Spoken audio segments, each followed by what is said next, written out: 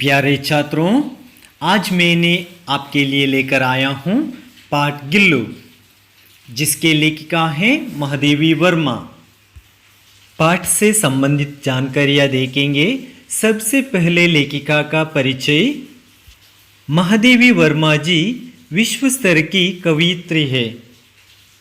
उन्हें आधुनिक मीरा भी कहा जाता है। उनका जन्म 24 मार्च 1907 को फर्रुखाबाद में हुआ। उनके पिता गोविंद प्रसाद वर्मा और माता हेमारानी थी।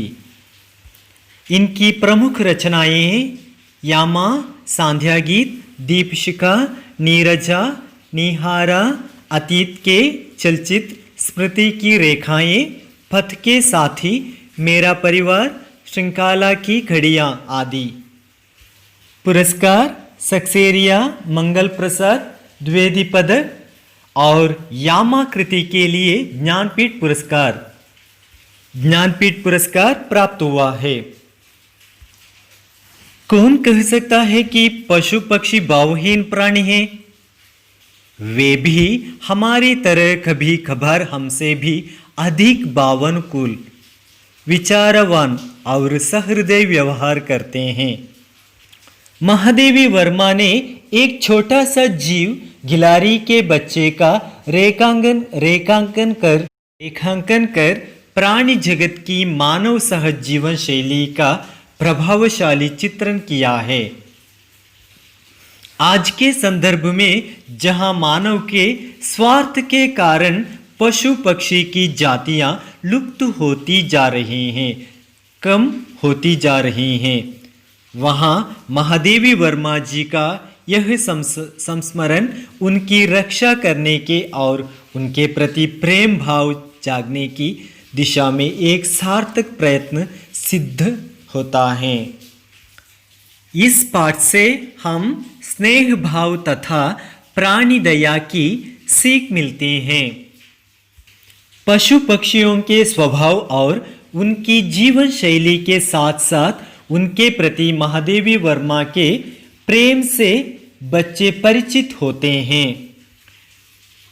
अचानक एक दिन सवेरे कमरे से बरामदे में आकर मैंने देखा 2 कौवे एक गमले के चारों ओर चोंचों से चुवावल जैसा खेल खेल रहे हैं।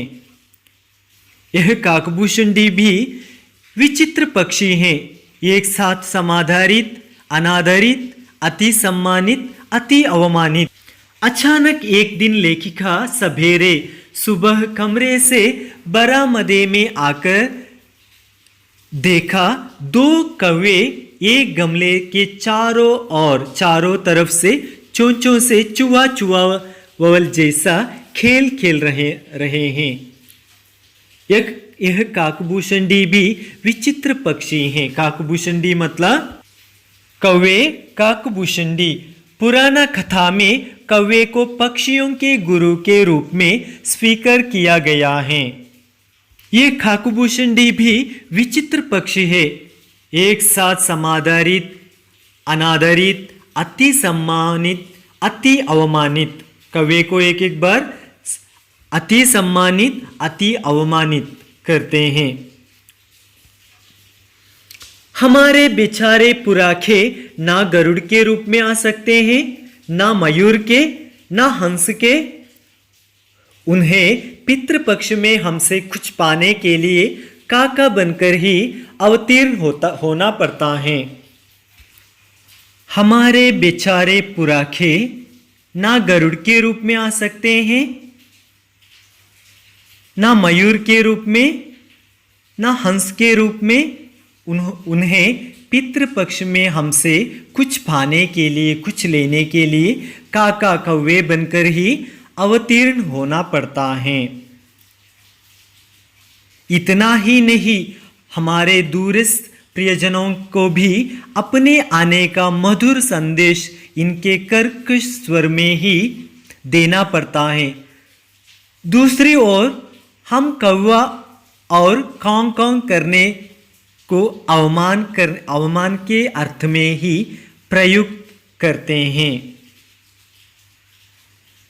इतना ही नहीं, हमारे दूरस्थ प्रियजनों, दूर रहने वाले हमारे रिश्तेदार को भी अपने मधुर संदेश इनके कर्कश स्वर में ही देना पड़ता है।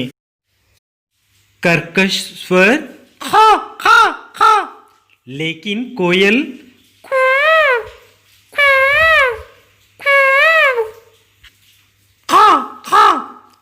कर्कश स्वर करने से अवमान के अर्थ में ही प्रयुक्त करते हैं।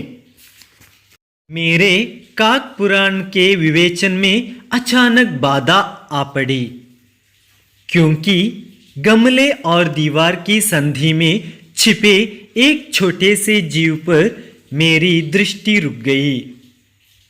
लेखिका के काक पुराण के विवेचन में अचानक बाधा आ पड़ी, क्योंकि गमले मतलब फूलों के पेड़ या पौधे लगाने का बर्तन, पॉट।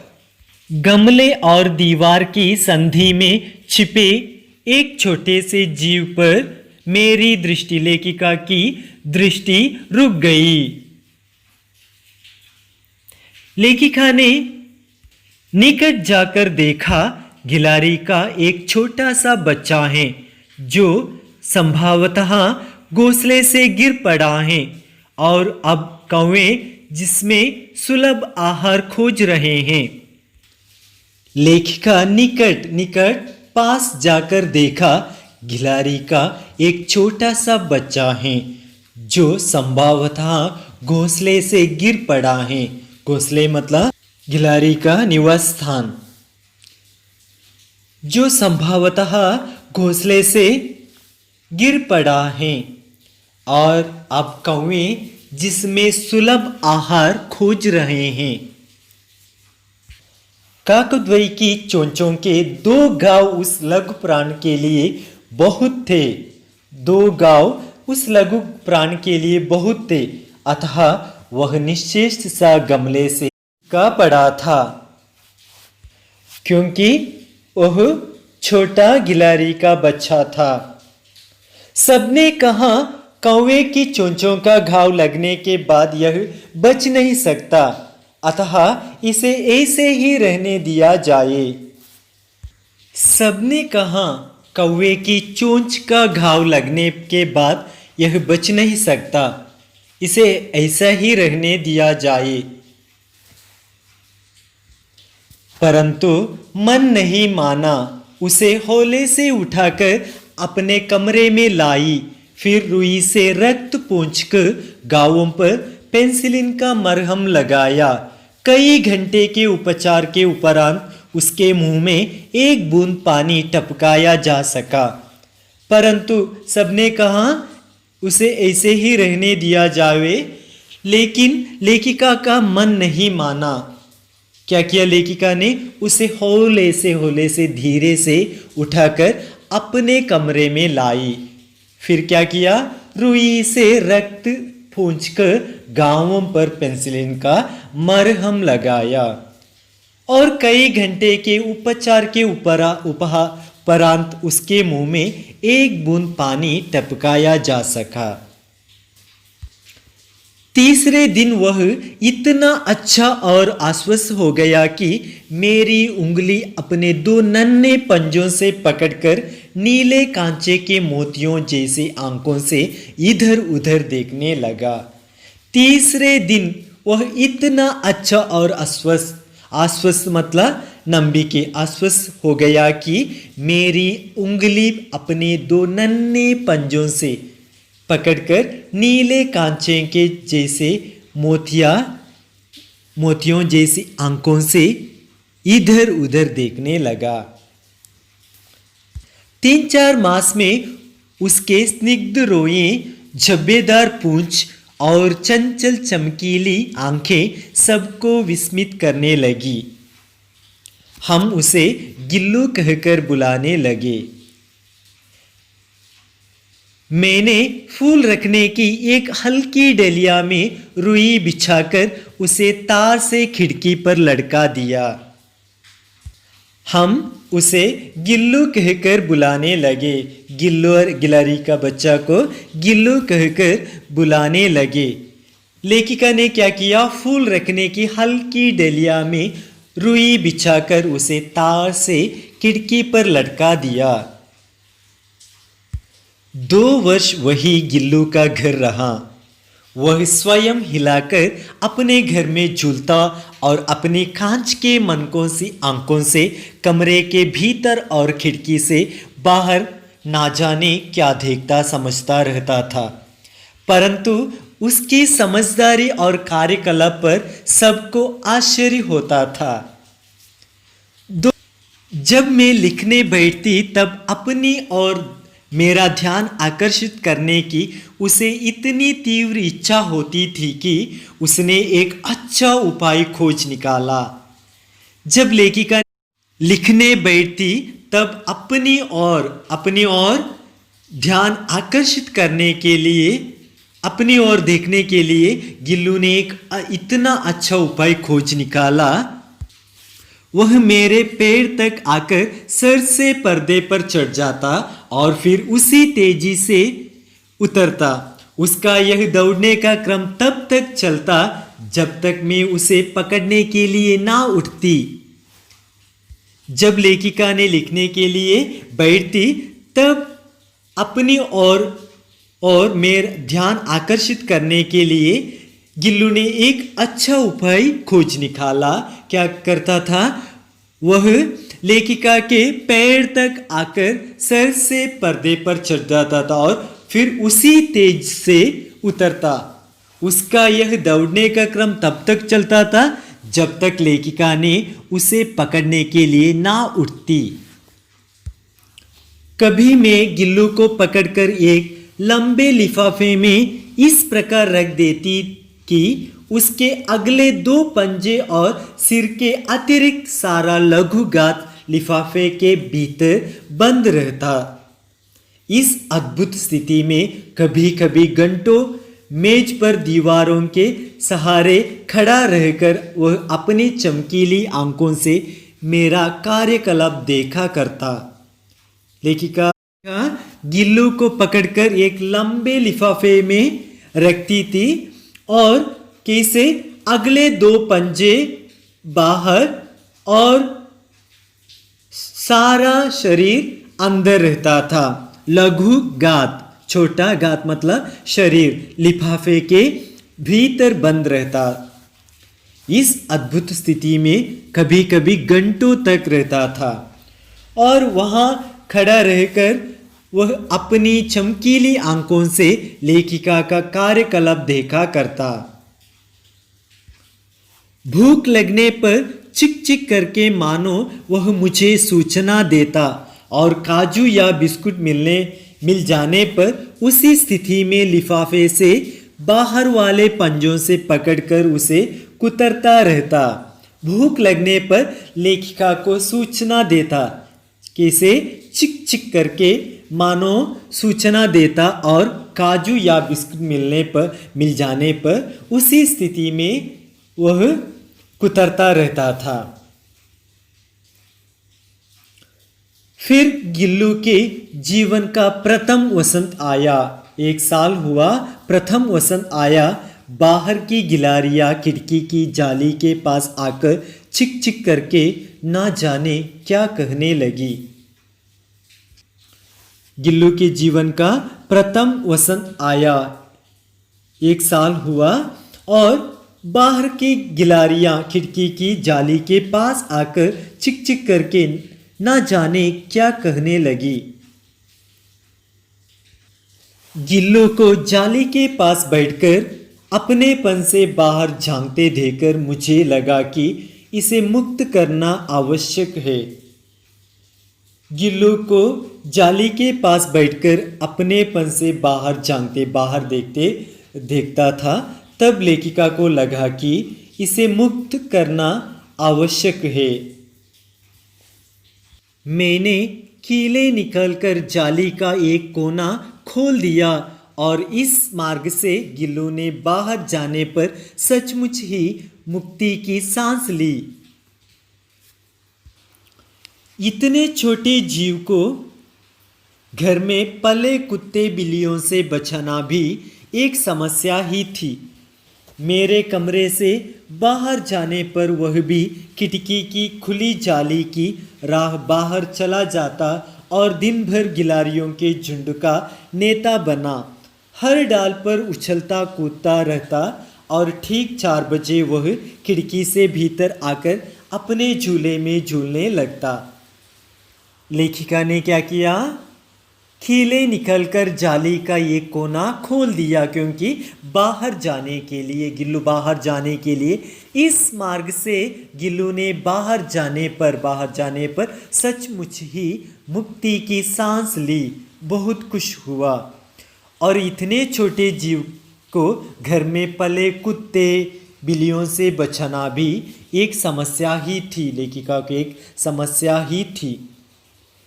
और लेखिका के कमरे से बाहर जाने पर वह भी खिड़की की खुली जाली की राह बाहर चला जाता और दिन भर गिलारियों के झुंड का नेता बना।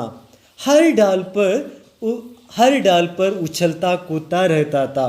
और लेकिन ठीक 4 बजे वह खिड़की से भीतर अंदर आकर अपने झूले में झूलने लगता। मुझे चौंकाने की इच्छा उसमें न जाने कब और कैसे उत्पन्न हो गई थी। कभी फूलदान के फूलों में छिप जाता, कभी पर्दे की चुन्नट में और कभी सोनजूही की पत्तियों में। लेखिका को चौंकाने की इच्छा उसको कैसे उत्पन्न हो गई लेखिका को लेकिन मालूम नहीं। एक बार क्या करता था गिल्लू? फूलदान के फूलों में छिप जाता था, कभी पर्दे की चुन्नट में और कभी सोनजूही की पत्तियों में। सोनजूही एक प्रकार के फूल सोनजूही की पत्तियों में छिप जाता था। मेरे पास बहुत से पक्षी हैं और उनका मुझसे लगाव भी कम नहीं है, परंतु उनमें से किसी को मेरे साथ मेरी थाली में खाने की हिम्मत हुई है, ऐसा मुझे स्मरण नहीं आता। लेखिका के पास बहुत से पशु पक्षी हैं, बहुत बिल्ली, कुत्ता, खरगोश जैसे बहुत पशु पक्षी हैं। उनसे लगाव भी कम नहीं, परंतु उनमें से किसी को लेखिका के साथ उनकी थाली में खाने की हिम्मत हुई, ऐसा स्मरण लेखिका को नहीं आता है। गिल्लू इनमें अपवाद था। मैं जैसे ही खाने के कमरे में पहुंचती, वह खिड़की से निकलकर आंगन की दीवार बरामदा पार करके मेज पर पहुंच जाता और मेरी थाली में बैठ जाना चाहता। लेकिन गिल्लू इनमें अपवाद था। जैसे लेखिका खाने के लिए कमरे पहुंच जाती, तब गिल्लू क्या करता था?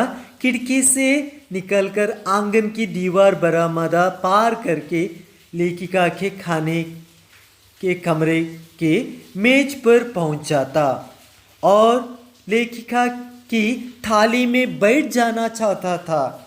बड़ी कठिनाई से लेखिका ने उसे थाली के पास बैठना सिखाया, जहां बैठकर वह मेरी थाली में से एक एक चावल उठाकर बड़ी सफाई से खाता रहता। काजू उसका प्रिय खाद्य था और कई दिन काजू ना मिलने पर वह अन्य खाने की चीज़ें या तो लेना बंद कर देता था या झूले से नीचे फेंक देता था। बड़ी कठिनाई से लेखिका ने उसे थाली के पास बैठना सिखाया, जहां बैठकर वह गिल्लू लेखिका की थाली में से एक एक चावल उठाकर बड़ी सफाई से खाता रहता। काजू उसका प्रिय खाद्य था और काजू नहीं मिलने पर अन्य चीज़ें या तो लेना बंद कर देता था, एक एक बार झूले से नीचे फेंक देता था। उसी बीच में लेखिका को मोटर दुर्घटना में आहत होकर कुछ दिन अस्पताल में रहना पड़ा। उन दिनों जब मेरे कमरे लेखिका के कमरे का दरवाज़ा खोला जाता, गिल्लू अपने झूले से उतरकर दौड़ता और फिर किसी दूसरे को देखकर तेजी से अपने घोंसले में जा बैठता। सब उसे खाजू दे जाते, परंतु अस्पताल से लौटकर लेखिका उसके झूले की सफाई की तो उसमें काजू भरे मिले, जिनसे ज्ञात होता था कि वह उन दिनों अपना प्रिय खाद्य कितना कम खाता था। उसी बीच में लेखिका को मोटर दुर्घटना में आहत होकर कुछ दिन अस्पताल में रहना पड़ा। उन दिनों में जब दूसरा कोई लेखिका के कमरे का दरवाज़ा खोला जाता था, गिल्लू क्या करता था? किसी दूसरों को देखकर, अनजाने आदमियों को देखकर क्या करता था? तेजी से अपने घोंसले में जा बैठता था। सब उसे खाजू देता था, परंतु बहुत कम खाता था, क्योंकि वहाँ लेखिका नहीं।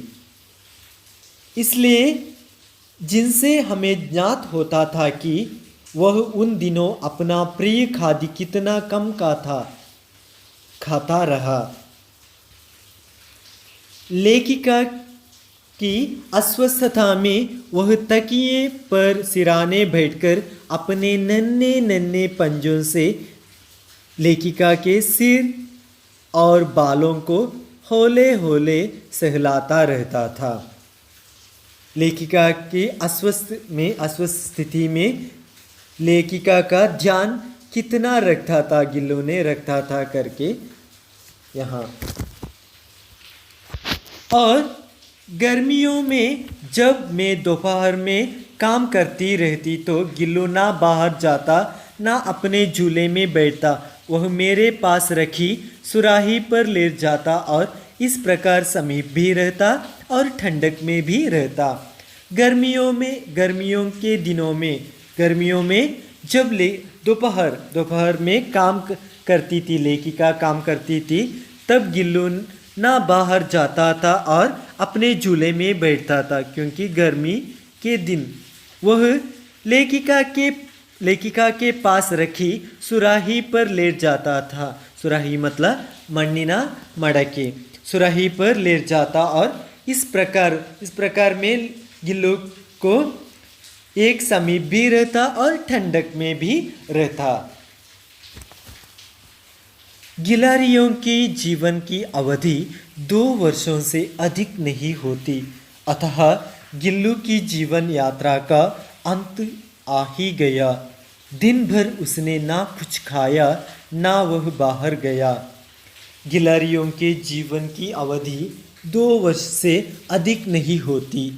जीवित अवधि 2 वर्ष, अतः गिल्लू की जीवन यात्रा का अंत आ ही गया। दिन भर उसने ना कुछ खाया, ना वह बाहर गया। पंजे इतने ठंडे हो रहे थे कि मैंने जाकर हीटर जलाया और उसे उष्णता देने का प्रयत्न किया, परंतु प्रभात की प्रथम किरण के साथ ही वह चिर निद्रा में सो गया। गिल्लू के पंजे इतने ठंडे हो रहे थे कि लेखिका ने क्या किया? जाकर हीटर जलाया और उसे उष्णता देने का प्रयत्न किया, परंतु प्रभात की प्रथम किरण के साथ ही वह चिर निद्रा में सो गया। उसका झूला उतार कर रख दिया गया है और खिड़की की जाली बंद कर दी गई है, परंतु गिलहरियों की नई पीढ़ी जाली के उस पार चिक चिक करती रहती है और सोनजूही खिलती ही रहती है। सोनजूही की लता के नीचे गिल्लू की समाधि है, इसलिए भी कि उसे वह लता सबसे अधिक प्रिय थी, इसलिए भी कि उस लघुगात का किसी वासंती दिन जूही के पीताभ छोटे फूल के रूप में भी खिल जाने का विश्वास मुझे संतोष देता है। लेखिका ने क्या किया, उसका झूला उतार कर रख दिया और खिड़की की जाली बंद कर दी गई। सोनजूही की लता गिल्लू को बहुत प्रिय थी, इसलिए लेखिका ने क्या किया, उस लघुगाथ का समाधि भी वहाँ बनाई। सोनजूही की लता के नीचे गिल्लू की समाधि किया और जब उसमें वासंती के दिन सोनजूही के पीला रंग के छोटे फूल के रूप में खिल जाने का विश्वास लेखिका को संतोष देता है।